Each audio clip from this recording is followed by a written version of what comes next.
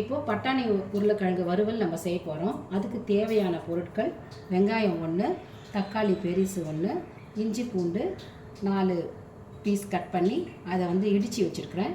கொஞ்சம் பட்டாணி, உருளைக்கிழங்கு வேக வச்சு கட் பண்ணி வச்சுருக்கோம்.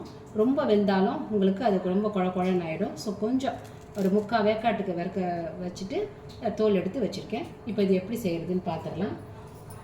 அடுப்பில் ஒரு பேன் வச்சாச்சு. இதில் கொஞ்சமாக ரைஸ் பிரான் ஆயில் ஊற்றிக்கிறோம்.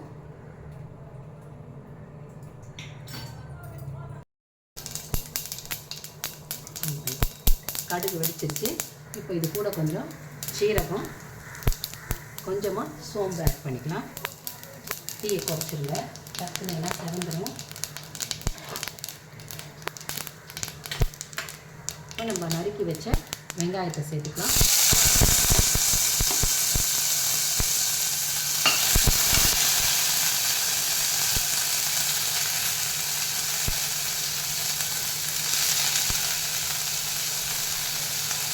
வெங்காயம் கொஞ்சம் செவந்ததும் தக்காளி ஆட் பண்ணிக்கலாம். இப்போ வெங்காயம் கொஞ்சம் செவந்துருச்சு. இந்த ஸ்டேஜில் தக்காளி சேர்த்துக்கலாம். தக்காளி சேர்த்துக்கிட்டு நம்ம இடித்து வச்ச இஞ்சி பூண்டை சேர்த்துக்கலாம்.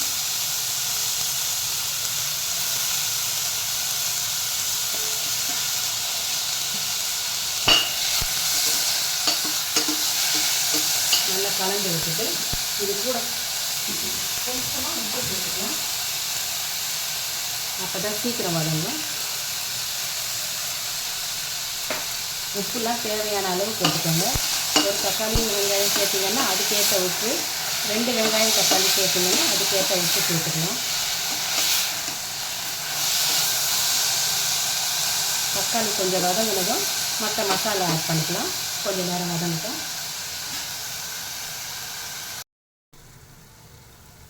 இப்போ தக்காளி கொஞ்சம் வதங்கிருச்சு. இதில் 1 ஸ்பூன் மஞ்சள் பொடி,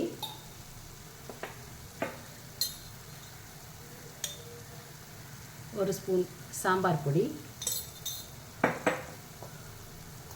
தொக்கில் காரம் தேவைப்படுறவங்க 1 ஸ்பூன் எக்ஸ்ட்ரா மிளகாத்தூள் சேர்த்துக்கலாம். நான் ஒரே 1 ஸ்பூன் மிளகாத்தூள் சேர்த்துக்கிறேன்.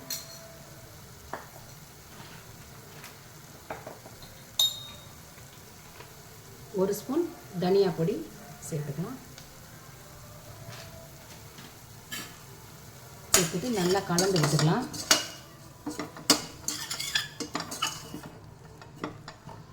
இந்த மசாலா நல்லா கலந்து வரும்போது இந்த பட்டாணி சேர்த்துக்கலாம். ஏன்னா உருளைக்கிழங்கு ஆல்ரெடி வேக வச்சுருக்கோம்.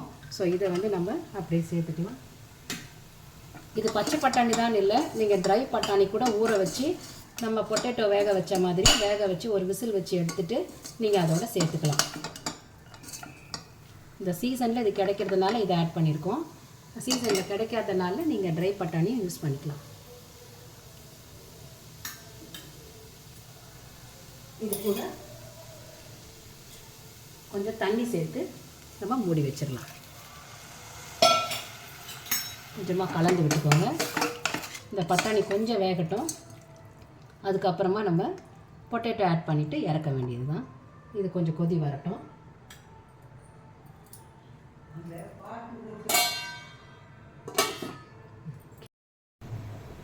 இப்போ இதை ஓப்பன் பண்ணி பார்த்துடலாம். இந்த தொக்கு கொஞ்சம் ரெடி ஆகிட்டுருக்கோம்.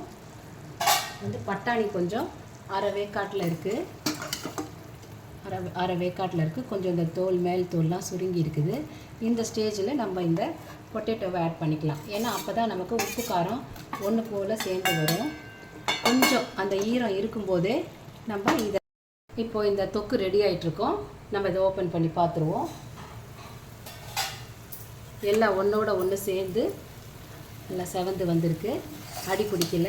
நல்லா திட்டமாக வச்சு செஞ்சிங்கன்னா உங்களுக்கு நல்லா வரும். அருமையான பட்டாணி உருளைக்கிழங்கு வறுவல் ரெடி ஆயிடுச்சு. தயிர்